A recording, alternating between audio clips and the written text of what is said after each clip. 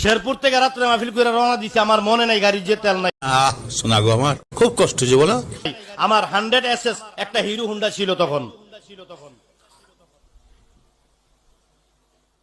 2001 সালের কথা। শেরপুর থেকে মাহফিল করে রওনা দিছি, বাড়িতে আসবো, বাদুর বাজার পারিয়া গাড়ির তেল শেষ।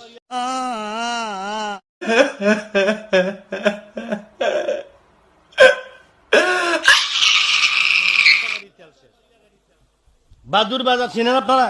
3 লাখ পীরের পশ্চিমে, 3 লাখ পীরের পশ্চিম দিকে বাদুর বাজার চিনেন? বাদের তেল শেষ। আমি তো আব্বা তেল শেষ, এখন কি করব? রাত্র বাজে 3টা, কুয়াশা, শীতের রাত।